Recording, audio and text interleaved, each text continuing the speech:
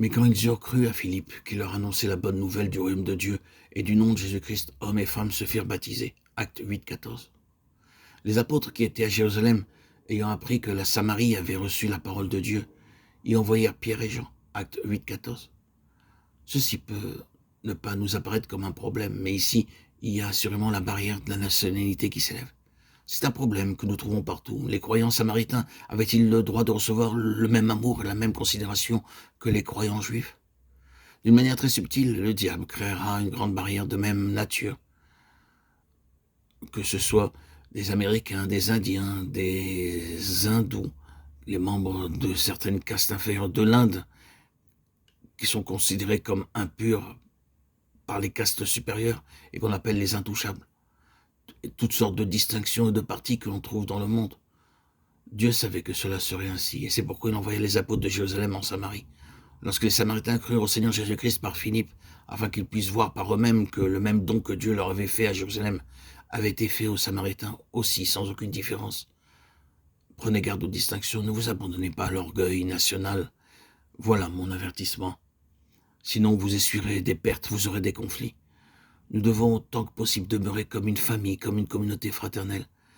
Si nous ne travaillons pas comme une famille, il est certain que le diable nous amènera dans des conflits internes.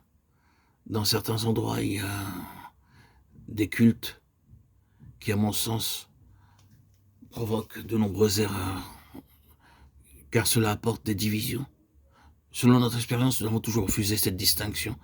Et selon ce principe, nous avons donné le message de Dieu avec autant d'interprètes que cela est nécessaire dans le but de maintenir l'unité de vie ensemble, de servir ensemble et de surmonter chaque difficulté ensemble.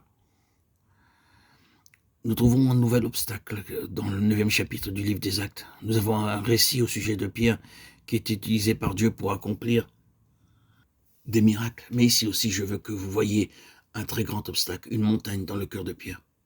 Pourtant, Pierre lui-même n'avait pas conscience de cette barrière, peut-être parce que Dieu bénissait grandement son ministère. C'était quelque chose que les autres ne pouvaient pas voir non plus. Il était reconnu comme un homme de Dieu d'un bout à l'autre du pays. Mais Dieu savait que Pierre boitillait dans son ministère à cause de son orgueil.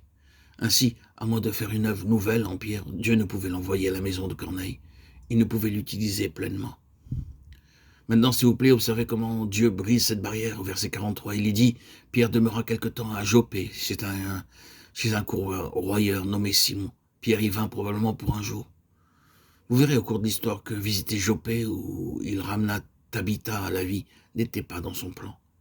Un messager fut envoyé par Lydie pour le chercher. Dieu changea tous les plans que Pierre avait projetés. Au chapitre 10, nous pouvons voir clairement comment Dieu retarde son serviteur dans un but particulier. Absolument inconnu de Pierre, Dieu préparait en même temps un homme à Césarée, nommé Corneille. Lorsqu'il apparut à Corneille, il lui révéla l'endroit exact où se trouvait Pierre, et lui ordonna d'envoyer des hommes pour aller chercher Pierre. Ainsi, du verset 8 au verset 10, nous voyons le plan parfait de Dieu s'accomplir. Et après leur avoir tout raconté, il les envoya à Joppé. Le lendemain, comme ils étaient en route et qu'ils approchaient de la ville, Pierre monta sur le toit vers la 6e heure pour prier. Il eut faim et il voulut manger. Pendant qu'on lui préparait à manger, il tomba en extase. C'était un jour où le dîner était très en retard et Pierre avait très faim. Ce retard était aussi dans le plan de Dieu. Et tandis qu'il attendait sur la terrasse en priant, il eut une vision et entendit une voix qui lui disait « Lève-toi Pierre, tue et mange ». C'était Dieu qui brisa l'orgueil de Pierre. C'était de l'orgueil de dire « Non Seigneur, car je n'ai jamais rien mangé de souillé ni d'impur », comme si Dieu pouvait demander à quelqu'un de faire quelque chose de mal. Dieu présenta à Pierre cette vision jusqu'à 3 fois, avant qu'il soit disposé à lui obéir. Mais maintenant, Dieu pouvait l'utiliser pour donner son message à la maison de Corneille.